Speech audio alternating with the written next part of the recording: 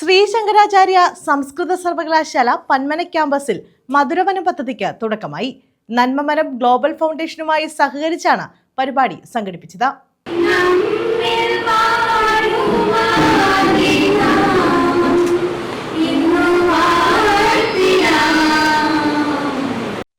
ശ്രീശങ്കരാചാര്യ സംസ്കൃത സർവകലാശാല പന്മന ക്യാമ്പസിലാണ് മധുരവനം പദ്ധതിക്ക് തുടക്കം കുറിച്ചത്.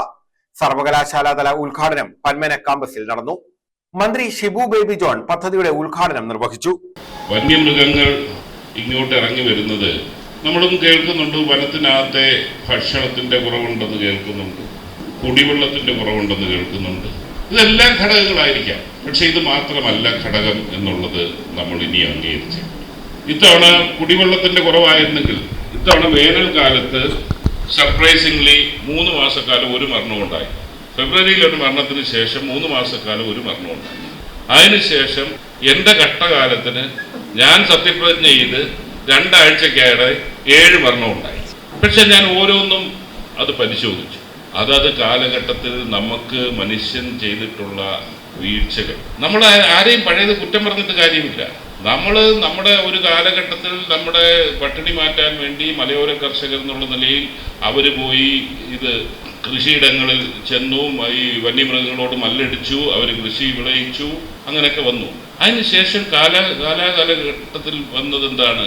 ഇപ്പൊ ചിന്നക്കനാൽ ഏറ്റവും ഒടുവിൽ പറഞ്ഞ ഒരു കാര്യമാണ്. അരിക്കൊമ്പൻ ചെന്ന് ഇത് കഴിയും. ചിന്നക്കനാലിൽ എന്താ കാര്യം? ആനയിറങ്ങൽ എന്ന് പറഞ്ഞൊരു ഡാമുണ്ട്. അങ്ങനെ പേര് ഇട്ടത് തന്നെ ആന ഇറങ്ങുന്ന സ്ഥലമാണ്. അതുകൊണ്ട് ആനയിറങ്ങൽ ഡാം. ആനയിറങ്ങൽ ഡാമിൽ തന്നെ ഒരു കാലഘട്ടത്തിൽ പോയി 3 കോളനി അങ്ങ് തുടങ്ങി. ആൾക്കാരെ പുനരധിവസിപ്പിച്ച 3 കോളനി അവിടെ തുടങ്ങി. ആനയിറങ്ങൽ ഡാമിൽ പോയി കോളനി വെച്ചാൽ ആന വരും. ആനയ്ക്ക് വെള്ളം കുടിക്കണ്ടേ? ആന പുഴയിൽ വന്ന് ശീലിച്ച, ഡാമിൽ വന്ന് വെള്ളം കുടിച്ച് ശീലിച്ച ആന അവിടെ വന്നുകൊണ്ടേയിരിക്കും. പന്മന ഗ്രാമപഞ്ചായത്ത് പ്രസിഡന്റ് സന്തോഷ് തുപ്പാശ്ശേരി അധ്യക്ഷത വഹിച്ചു. സംസ്കൃത സർവകലാശാല vice chancellor doctor Ciza Thomas മുഖ്യപ്രഭാഷണം നടത്തി.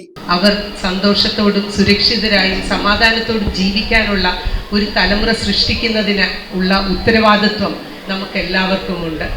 അതുപോലെ തന്നെ നമ്മുടെ കുട്ടികളെ പ്രകൃതിയെ സ്നേഹിക്കാൻ പഠിപ്പിക്കേണ്ട ഒരു ഉത്തരവാദിത്വവും നമുക്കുണ്ട്. നമ്മൾ നോക്കിക്കഴിഞ്ഞാൽ ഓരോ തലമുറയ്ക്കും ഓരോ ദൗത്യമാണ് പ്രകൃതി തരുന്നത് എന്ന് കാണാൻ കഴിയും. എൻ്റെയൊക്കെ പ്രായക്കാരുടെ ഒരു 2 തലമുറ മുമ്പ് നോക്കിക്കഴിഞ്ഞാൽ അവർ സ്വാതന്ത്ര്യത്തിന് വേണ്ടി പോരാടിയവരാണ്. എൻ്റെ തൊട്ട് മുമ്പത്തെ തലമുറ നോക്കിക്കഴിഞ്ഞാൽ അവർ പലപ്പോഴും പഠന കാര്യത്തിന് വേണ്ടി ബുദ്ധിമുട്ടിയിട്ടുണ്ട്. പല ഇൻഇക്വാലിറ്റീസും ഉണ്ടായിട്ടുണ്ട് അവരുടെ ജീവിതത്തിൽ. ഈവൻ ദാരിദ്ര്യം പോലും അവരുടെ ജീവിതത്തിൽ ഉണ്ടായിട്ടുണ്ട്. അതിനെ ഒക്കെ ഫൈറ്റ് ചെയ്യുക എന്നുള്ളതായിരുന്നു എൻ്റെ തൊട്ട് മുൻ തലമുറക്കാരുടെ ഒരു ദൗത്യം എന്ന് പറയുന്നത്. Campus director doctor KB Selvamani സ്വാഗതം പറഞ്ഞു.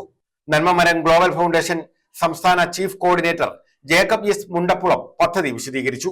വനമിത്ര അവാർഡ് ജേതാക്കൾക്ക് ആദരവ് നൽകി.